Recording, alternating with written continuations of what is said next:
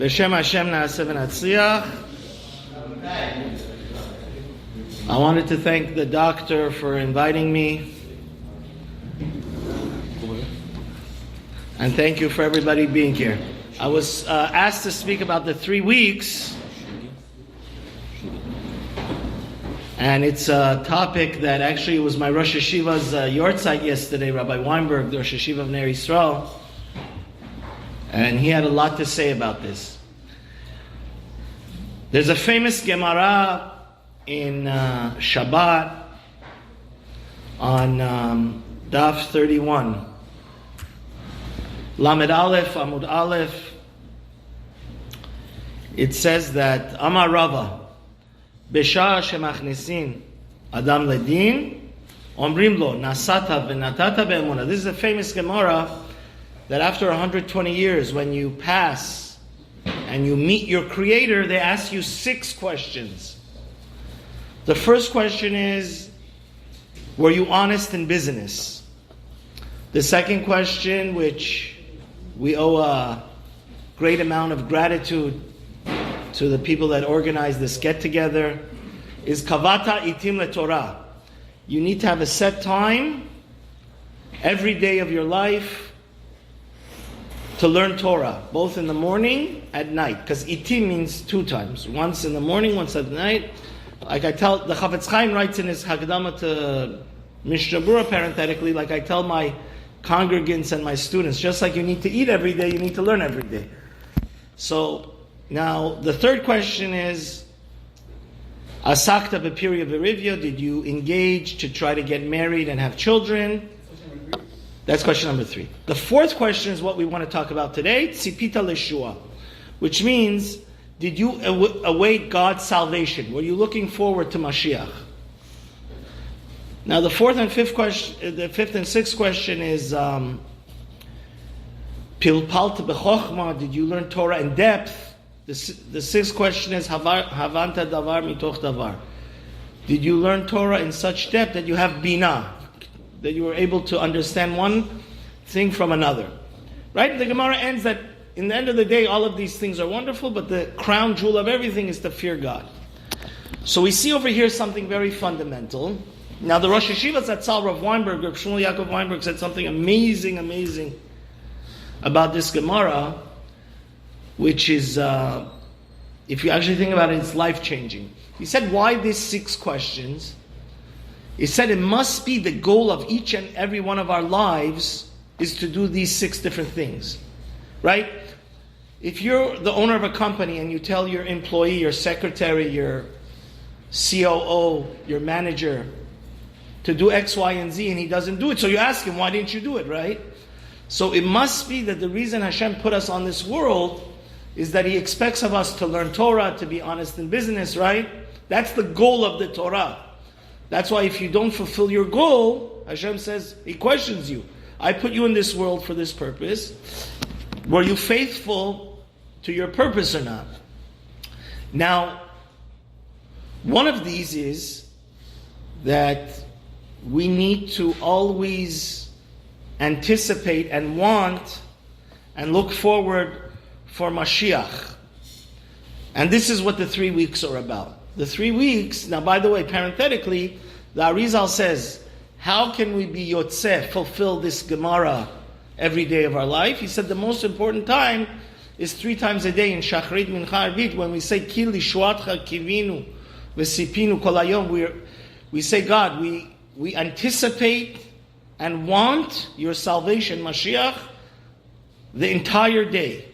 So that's where you should have kavanah to be Yotzeh this Gemara. Because this is one of the questions that Hashem is going to demand of you. Every day of your life, the same way, did you learn every day of your life? Did you be honest in your business every day of your life? This is going to be a question that Hashem is going to ask you, is did you wait for the salvation, for the coming of Mashiach Tzidkenu? Now, I happened to be in Israel on October 7th. And I tell you, I lived in California in Los Angeles since 1979. I've been through a few earthquakes. I was actually praying with Rabbi Yitzchak Yosef, the Yalkut Yosef, the author of the Yalkut Yosef.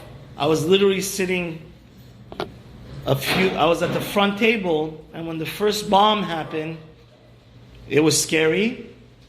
We went out. I thought honestly it was coming from Hezbollah. I didn't know but one of the bombs, the Iron Dome's bombs that exploded, was a few meters away from where I was, my dira, my apartment that I was staying in, and it felt like a mini earthquake. It was really, really scary. And I think October 7th was a wake-up call why we need Mashiach. So many innocent lives of our dear Israeli soldiers were lost. And so much tragedy. It was literally a mini Holocaust. My rabbi always says, these 3 weeks, especially Tisha B'Av, these 3 weeks, a lot of times we never saw the Beit HaMikdash in its glory. But the Holocaust, and now we had a mini Holocaust on October 7th, that's a wake-up call. We need to realize why we need Mashiach so desperately. We need peace in the world. And I just wanted to say something very important. It's very important to know about Jewish history. Every page, one of my congregants and my old neighbor, if you know Rafi Agalar, his father wrote a book in Persian about Jewish history. If you read Jewish history, unfortunately, every page of it is soaked in blood. Pogroms, innocent blood drips from every page of Jewish history. And that's what we fasted yesterday for. And that's why we're going to fast in 3 weeks for. Because when we don't have the Beit HaMikdash, innocent people like October 7th, they get murdered, raped. And, we saw with our own eyes on the camera that mini Holocaust. Now, I wanted to say a very important idea about this from Rabbi Miller.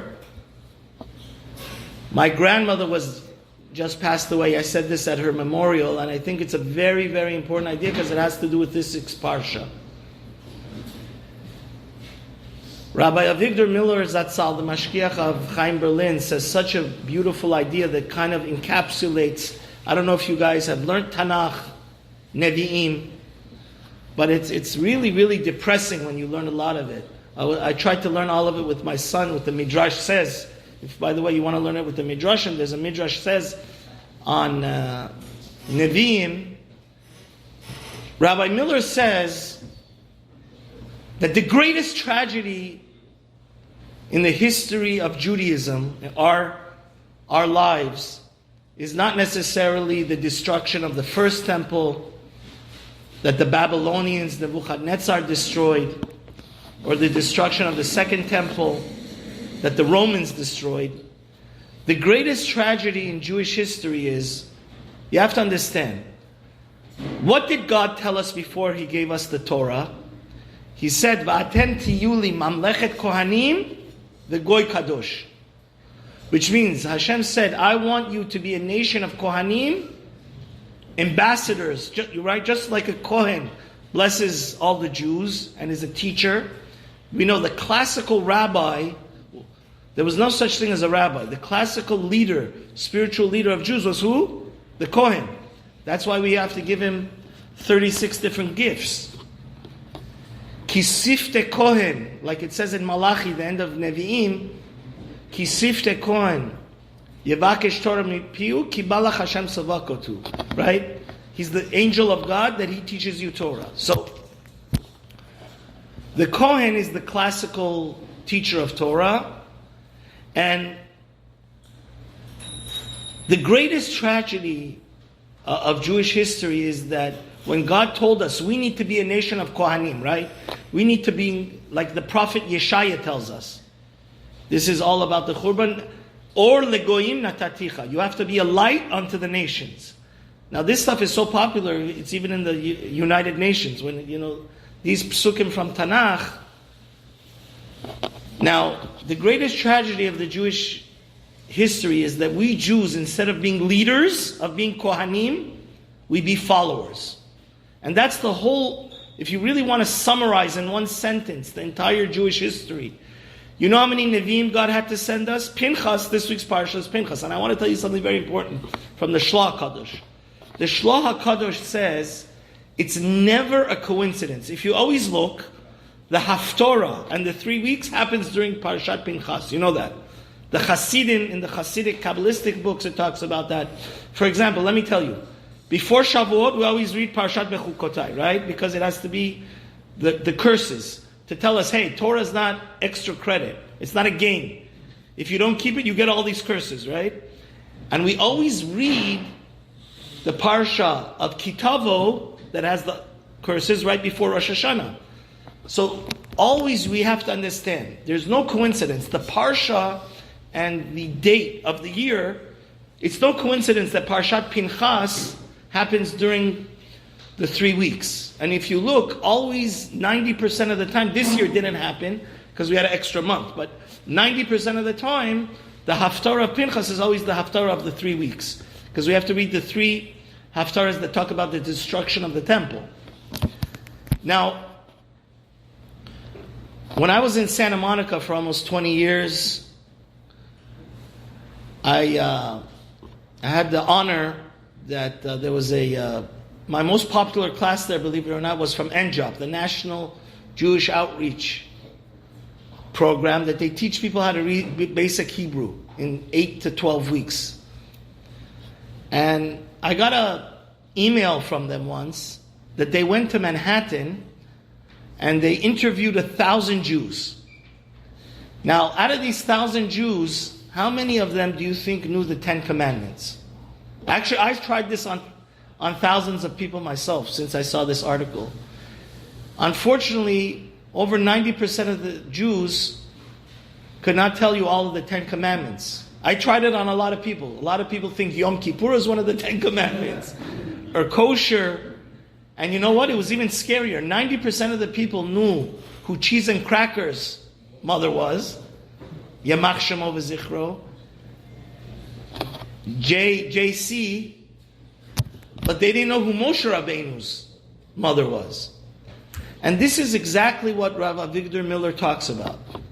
This week's Parsha teaches us, you know, Pinchas is Eliyahu Hanavi. You know that.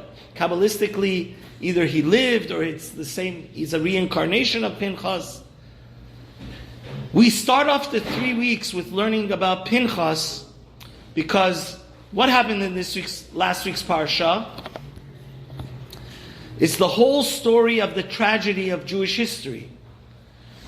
The Jews, Bilam was fortunately unable to curse the Jews. So what happened?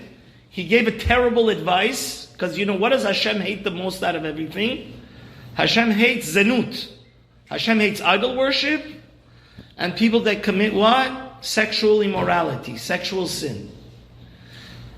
And there was only one person that saw that God is going to get extremely upset, and he was proactive. He was a leader.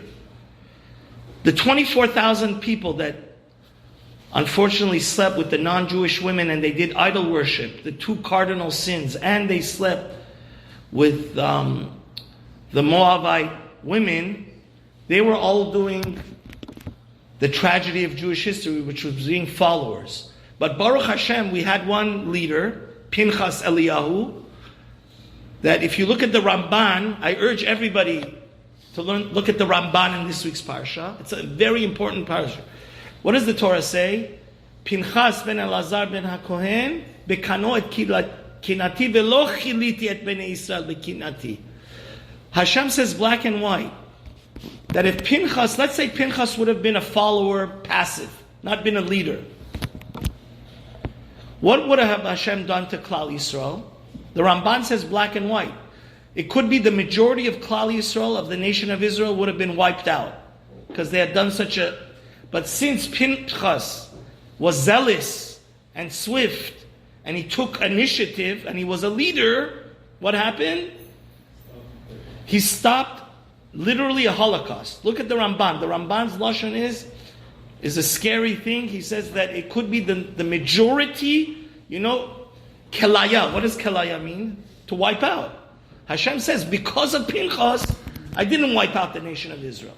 right? Was there a play going on at the same time this was happening? And then because he lifted it up? Yeah, exactly. If Pinchas wouldn't have done what he did, the plague would have Chas v'shalom potentially wiped out the majority of Klal Yisrael. Because Pinchas was proactive, Pinchas saved all of Klal Yisrael. Right? So going back to what Rav Avigdor Miller said, he said that Hashem gave us Jews a mission. Right? The greatest tragedy is not October 7th or the destruction of the two temples, is that we Jews have to know how important we are, you know? That's why the Gemara I started with, it says you have to learn Torah every day, right? Now, I saw a beautiful, beautiful parable about this. We Jews, we're living in I want to say something that's politically correct, because sometimes for Kiruv, somebody says, oh, you Jews, you say that you're the chosen, what, are you better than us? So it's like a type of discrimination, you're superior. The truth of this matter is, when Hashem told us that we have to be a nation of Kohanim, or like Yeshaya said, we have to be a light unto the nation, it's not that we're superior. It's like we're the teachers of the world. Now imagine a class, right? I had the honor, since I was 13 years old, I started teaching bar mitzvah. I used to tutor. And even the summer when I graduated from Emek, Rabbi Zagari's son here, I was there. We had a little camp back in La Cienega, Torat Chaim. I was at Rabbi Avishai Nadav with his, and we learned Mishnayot every day there. So I had this great zechut, and I bar mitzvahed almost 40, 50 kids.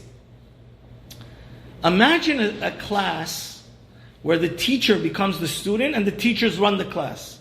Is that not going to be chaotic? The reason why we had to fast on Tisha B'Av and yesterday is because we Jews don't want to do our mission. We're the teachers of the world. We have to be a sterling example of what it means to be godly, what it means to be ethical.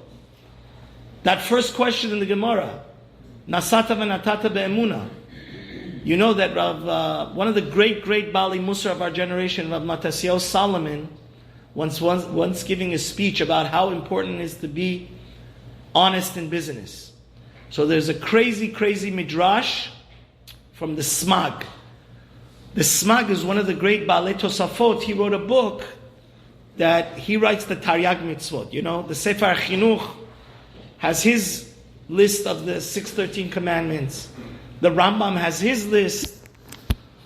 So when the Smag talks about why Mashiach didn't come, right? We said every second, every day we need Mashiach so desperately. So he says that there's a midrash that says, the Ben Ish Chai also brings it in his book when he talks about being honest and having scales in the end of the Ben Ish Chai. He brings this midrash. He says if the Jews are not honest in business and they try to deceive and embezzle money from even the non-Jews, well, how can Hashem bring Mashiach? Because Hashem is going to bring Mashiach. Then the non-Jews are going to tell Hashem, these people that steal and are cheaters and embezzle, you want to bring Mashiach for them? So he says this is one of the reasons that Mashiach is delayed. Because it's a Chilul Hashem, right? If we're not honest in business. So, step one, these 3 weeks, it's very important to understand that we need to be like Pinchas, right? We need to be proactively leaders, not followers. I tell you, the first big wedding I did in my life was the funniest thing that happened. It was in the Hilton, and I was very nervous. There was like 500 people there in the Hilton in LAX. So I didn't want, it was mixed dancing and everything, and the people were dressed very, very badly. But it happens to be, you know, if when the Hilton, you say a lot of people from the outside, the guests, they could watch the wedding because it was very loud music. So the second the chuppah was over, I wanted to leave. So I was in the elevator, and a few of the people, the non-Jewish people, they said, "Oh, Rabbi, this was a Jewish wedding?" I said, "Of course, I was the one that officiated it." But the people told me, they said from the music and from the way the people were dressed, we couldn't tell that this is a Jewish wedding. The people that were in the elevator with me. So that's the point that I'm trying to bring out, that, I had a Rebbe that actually bought this building.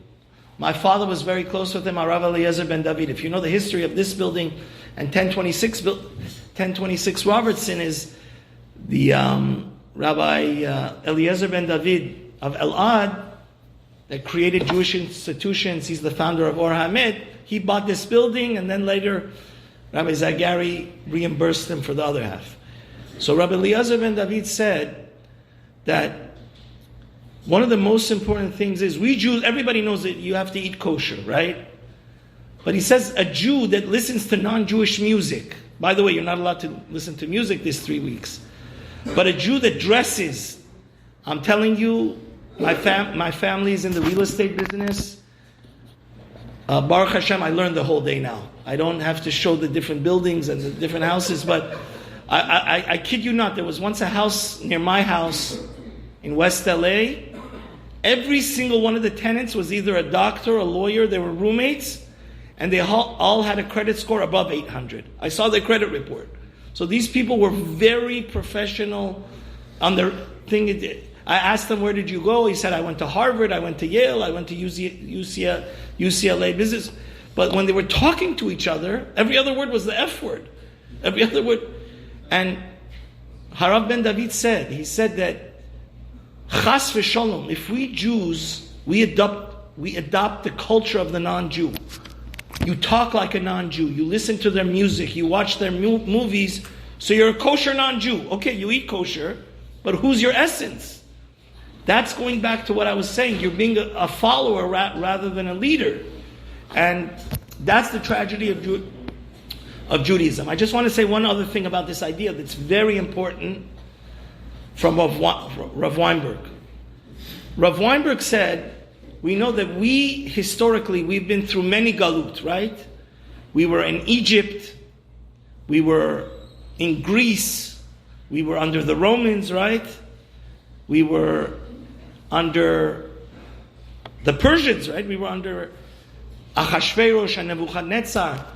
I want to ask you guys a question. Now we're in America, right?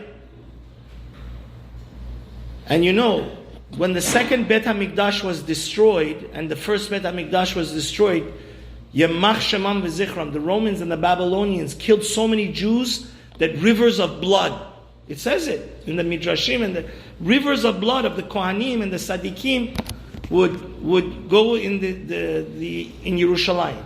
But out of all the galut, which one do you think is the most bitter and dangerous? So the Rosh Hashiva Zatzal of Weinberg said that this galut, the galut of America, right now, you talk, look.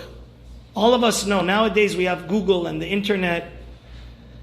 Me personally, in 5-10 minutes, you could, if you know how to research somebody, you could tell their net worth.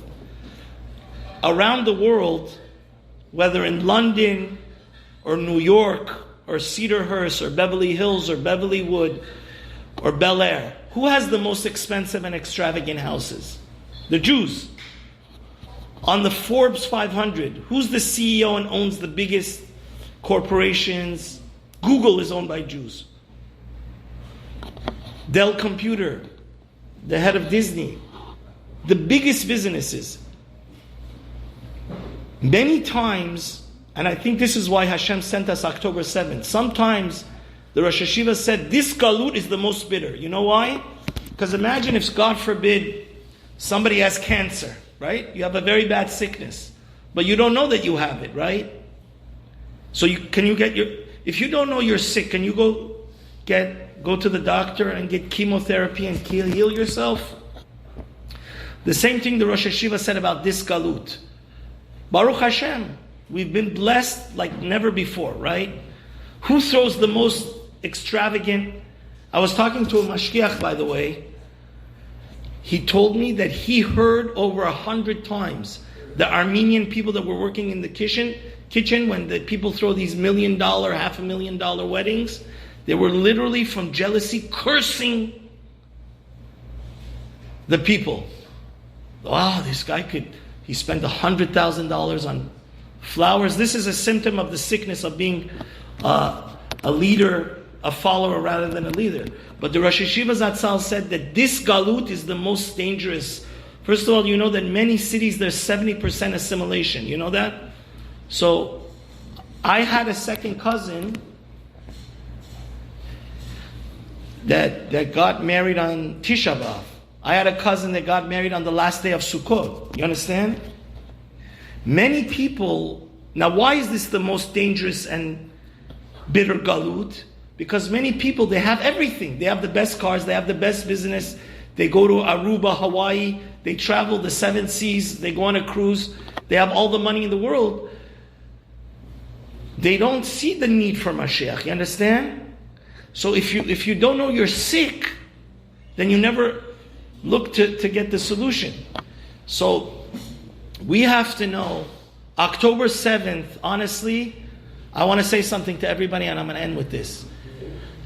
If you know Ami magazine, they interviewed Rabbi Cooper Smith. He's the CEO of Esha Torah. There's no better time in history if you have an old friend or a cousin or anybody, somebody you work with, to reach out and do kiruvan.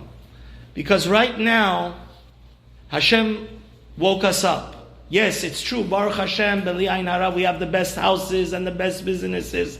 But I think that even the most secular Jew that has tattoos, even between his eyes and every part of his body, people are realizing that we do need Mashiach now.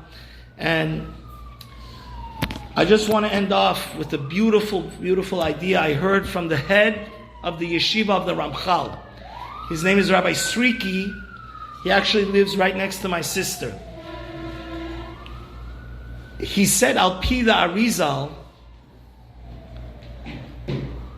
that, let's say the Jew, what's the worst reason, by the way, we're still in Galut? Lashon Hara and baseless hatred, right? Sinat Chinam. And what was the first day that all of this whole bad bachti, this whole, what started it all? That we have to fast again. Hopefully Mashiach will be here. Everybody did Teshuvah, but the whole reason that we have to fast again is because of the night of Tisha B'Av. How did Tisha B'Av start? Because they said Lashon Hara, right? The 10 spies came back, and they said Lashon Hara about, and Hashem said, you guys cried for no reason, you accepted Lashon Hara about me, I'm going to make you cry every year, right? So that's why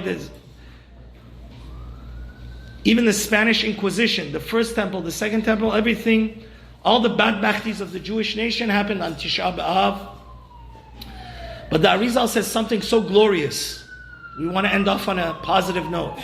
He said, let's say the Jews had not said Lashon Hara, right? They would have been positive. Guess who Mashiach ben Yosef would have been? Yehoshua ben Nun. Is there a greater Mashiach ben Yosef you could have than Yehoshua ben Nun? He's actually, it says in the Shara Gilgulim that he is the neshama of Yosef. You know that? Yehoshua is a Gilgul of Yehoshua, of Yosef. Yehoshua is a Gilgul of Yosef.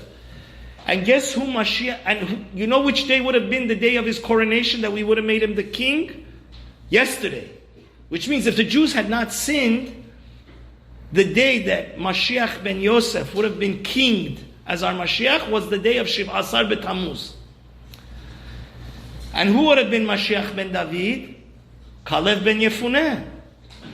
Can you get a better Mashiach than that? He's the husband of Miriam. And what would be the day of his coronation? That he would have been the king, Tisha B'Av. Right? So the Ramchal brings from the Arizal, the holy books, that Be'ezat Hashem, when we do Teshuvah, and rather than being followers, we be leaders, right? We do that our calling, to be a light unto the nations. Be'ezat Hashem, when Mashiach comes, the day of Shiv'asar B'Tammuz is going to become a holiday. We know that, right? All these fast days are going to become it's going to be the day of the crowning of Mashiach ben Yosef, and the day of Tisha B'Av is going to be the crowning of Be'ezat Hashem, Mashiach ben David b'mhera b'yameinu amen. Thank you.